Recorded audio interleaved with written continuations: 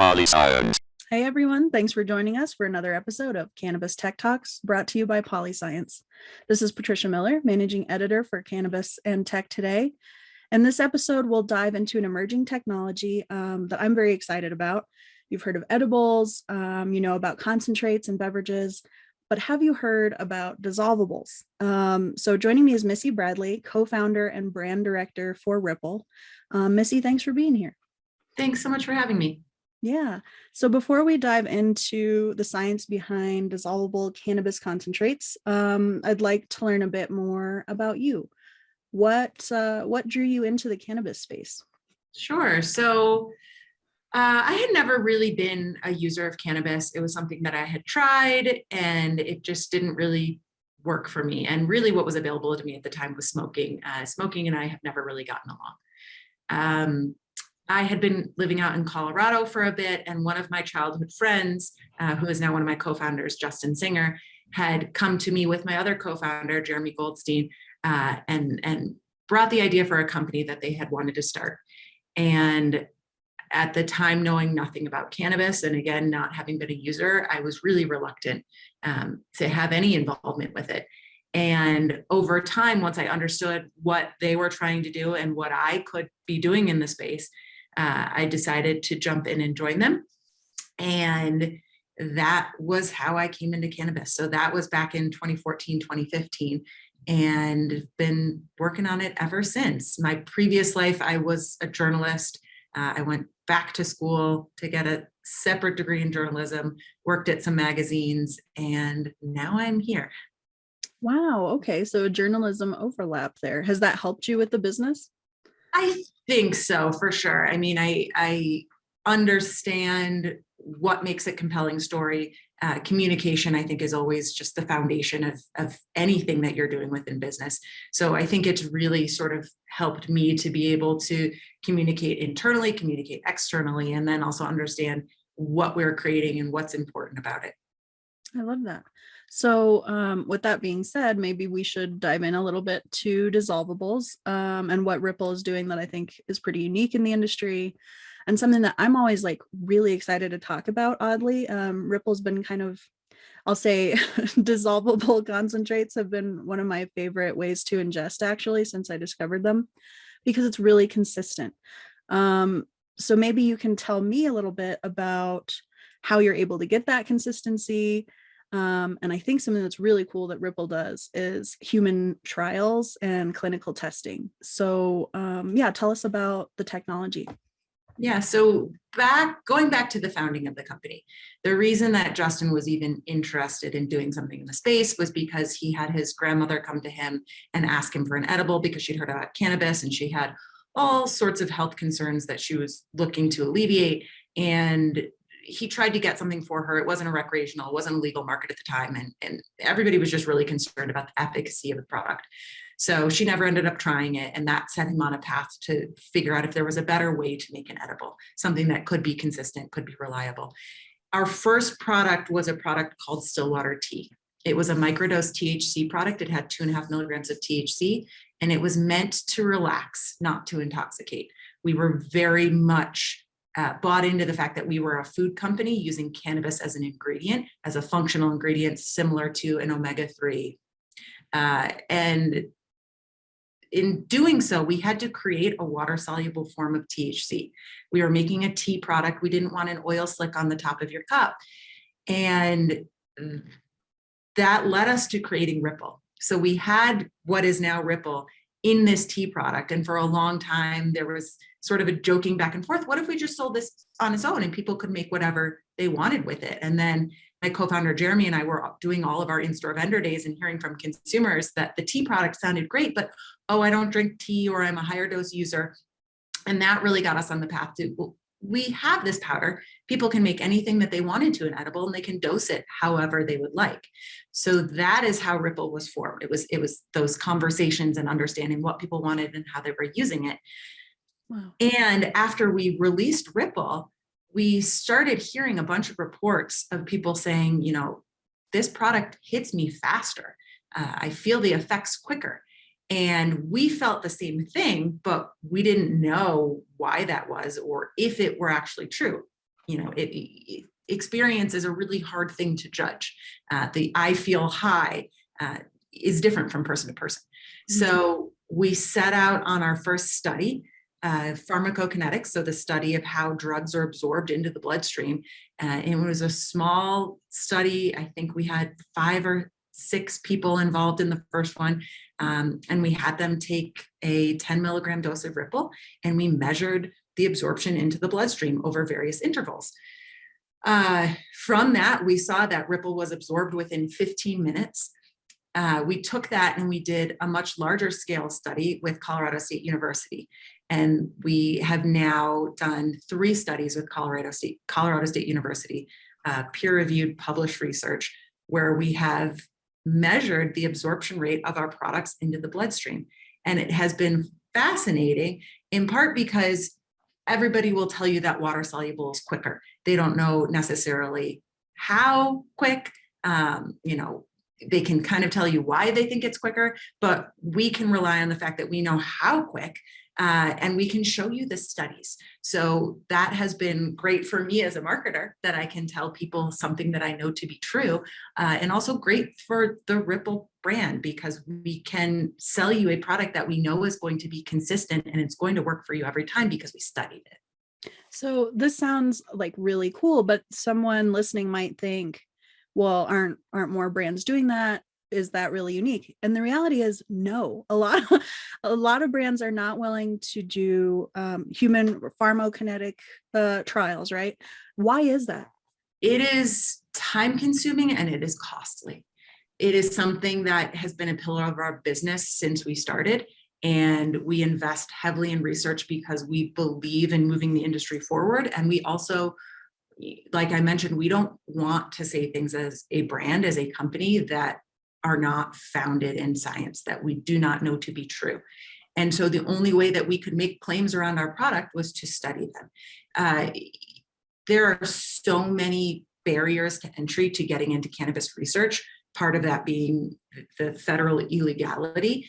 And so it's tough. And also there's no reason to do it. You can sell any product you want in a dispensary with any claims on the pack, and nobody's going to come after you for it. I mean, sorry to the governing bodies, but is what it is. So that there isn't an incentive for people to be doing the research. Unless you care about the medical benefits, even recreationally. But I think if it's going to be taken seriously by clinicians, doctors, other scientists, and the whole United States, people who are prohibitionists, whatever the case may be, when you can present data about how effective it is, how quickly that becomes active, then a doctor can feel comfortable saying, we can see the results of this. We can test this and see how it has an effect on different ailments. It's really important, right? Absolutely. And within edibles, there's always been the fear of overconsumption because of the delayed onset, because you're waiting, up to 2 hours to, there was that famous ad story from way back when Colorado went rec, where she ate too much and had a horrific experience. And I think a lot of people have had that. So really understanding that you can formulate to be consistent, to be precise, to allow people to have that same experience over and over again, I think helps with the stigma, helps bring up the industry, and also may have more people feeling okay consuming cannabis products who otherwise weren't. Yes. And so I've actually run into this myself. Right now, Ripple's only available in Colorado, right? And in Michigan. We launched Michigan now? about a year and a half ago. Cool. Well, in Colorado, I really enjoyed trying Ripple with different things. And I found that there was like a combo that I could use after work that was just right for me. And it was really consistent. So, if I just wanted the exact same effects every day, I had my recipe. But over time, that gave me the confidence to suggest it to people who might otherwise not be interested in ingesting, or felt like it was too out of their control, right? And I think people are really kind of obsessed with that. How can I control my experience? Is it like a beer? How do I know what I'm going to get into? And so with dissolvables, or at least dissolvables that are scientifically researched for that consistency, you can offer that to people and say, try this. It's one consistent dose, and you know that you're going to get the same results the next time you try it. And I think that's really approachable for people. Yeah, we hear a lot about that. We've been doing a lot of focus groups with bud tenders in the area, and they always mention to us that they recommend Ripple to people who are new to cannabis. So as the product that's easy, safe to consume, you can try it however you want to try it. You don't have to pick between a chocolate or a gummy. It's kind of up to you how you want the experience to be.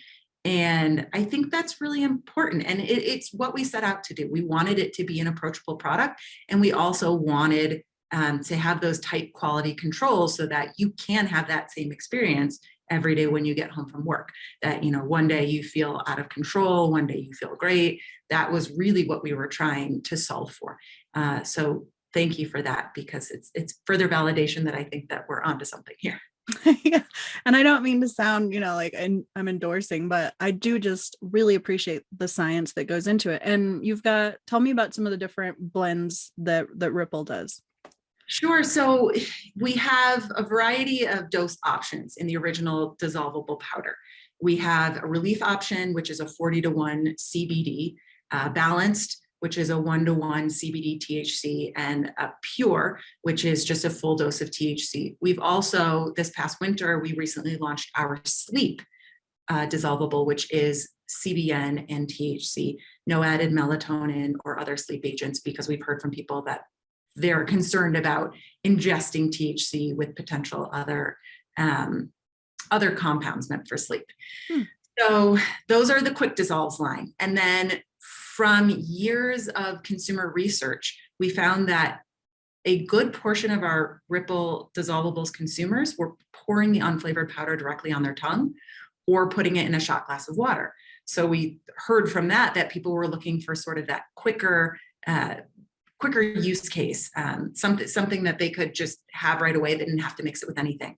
So from that, we developed our line of quick sticks, which are essentially mirror of a pixie stick. It's a flavored dissolvable powder meant to be poured directly on your tongue. So it's in its own little sanitary wrapper. You can take it with you wherever you want. It is portable, it is discreet, and it is meant to be just quick, use it whenever you need it. And then we also have put Ripple into a line of gummies, because gummies are the largest portion of the edible market. It's what a lot of people are looking for. And we had this consistent, fast-acting powder, and we could make a gummy with it. So we have gummies that are now made with Ripple. I dig that. And I like that you can make your own recipes with the original formula, add it to savory things, beverages, however you want to ingest that, which makes it, again, I think something that you can kind of play around with and figure out this is the right blend for me.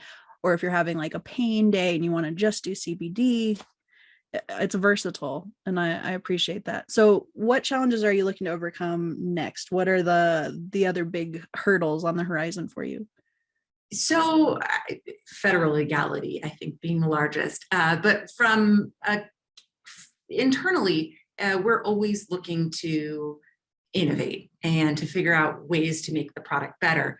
With the ongoing research that we have, we're still studying absorption rates and seeing if different particle sizes or different ingredients affect the absorption. There are lots of interesting things from a food science perspective that we can employ within our current line of products. And also something that we're super interested in right now are minor cannabinoids. So we launched the sleep product with CBN. We are potentially looking at CBG products, THCV, but really understanding from the body of research what those minor cannabinoids are effective for, and what we can potentially use them for to be able to give the consumer a different experience that they may be looking for. So I want to dive deeper into some of these different cannabinoids and find out what you're discovering with your research. But first, we're going to take a quick sponsor break, thanks to Polyscience. And when we get back, we'll have more from Missy Bradley. Every cultivator knows that facility design can make or break your grow. So why not choose the team with over 15 years of experience in the industry? Cerna Cultivation Technologies provides floor plan and architectural services, comprehensive HVAC/D equipment, lighting and benching, and so much more, all within your budget. It's time to grow your way. Go to Cerna.com, that's SURNA.com, to learn more. And we're back with Missy Bradley from Ripple. So we're talking about some of the other ways that you're hoping to innovate the brand, other cannabinoids that can be helpful or therapeutic. What are you finding in your research with these other, like CBN? I know that's been starting to show up in pairings for sleep. What are you seeing when that's paired with Ripple? So we're hearing anecdotally that it is super effective for sleep. The body of research for any of the minor cannabinoids is still pretty small. So it's a lot of trial right now.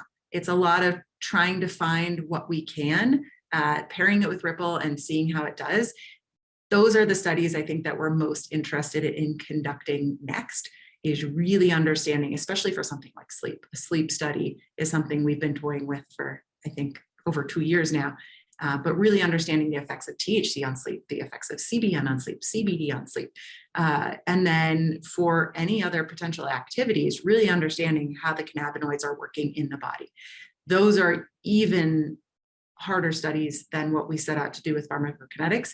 So, longer lead time, many more dollars, but it is research that we are fully bought into and hope to be able to complete sometime soon.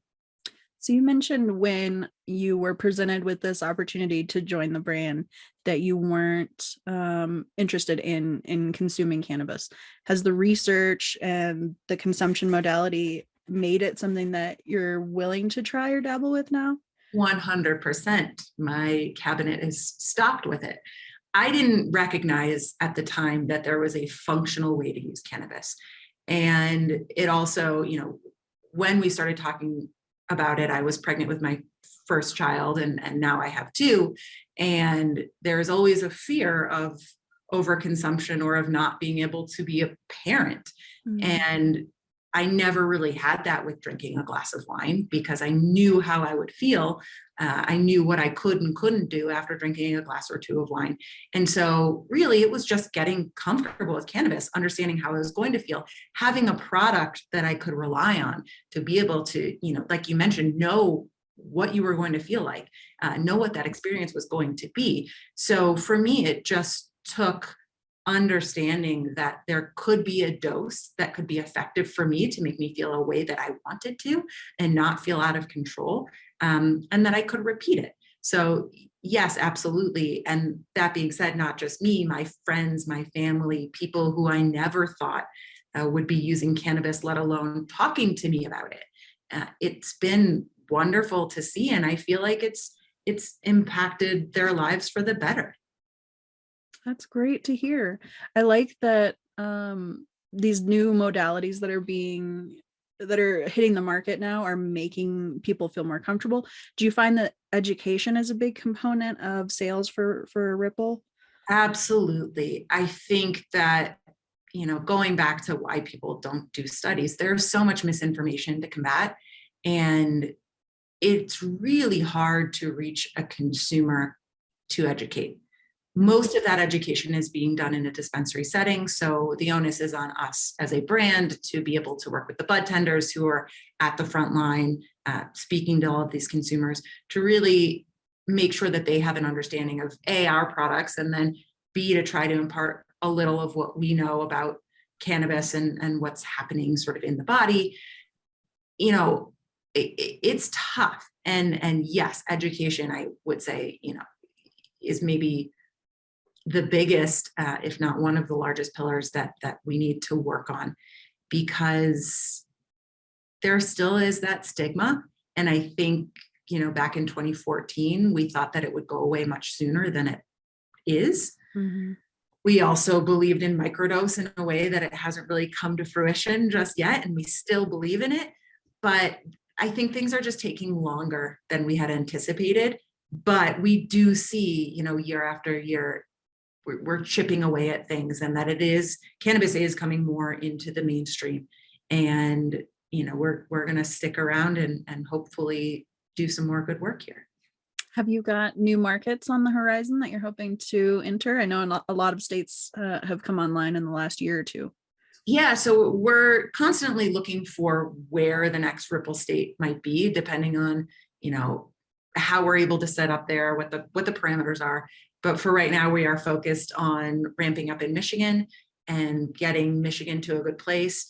We go into the states ourselves. We own the licenses and we are setting up operations. We're not licensing out the Ripple brand. So it takes a bit more legwork on our end to be able to set up in other states. That makes sense. So where can our listeners go if they want to learn more about Ripple or hopefully see you rolling out in a state near them, like New Mexico? Because I just recently moved here. Where can we find more info? So you can visit tryripple.com, and in the top right corner, you're going to find a store locator, and it will tell you all of the dispensaries near you carrying the Ripple products. Love it. Well, I think that will wrap it up for us. Missy, have you got any parting thoughts you'd like to share with our listeners? No, just always happy to introduce new people to the products and hope that they enjoy them as much as we do. All right. Well, if you enjoyed today's episode of Cannabis Tech Talks, be sure to follow, like, and subscribe on Apple iHeartRadio or wherever you get your podcasts. You can pick up our most recent issue on Barnes & Noble newsstands across the country, or you can read it online for free. That's all for this episode of Cannabis Tech Talks, brought to you by Polyscience. And until next time, stay elevated.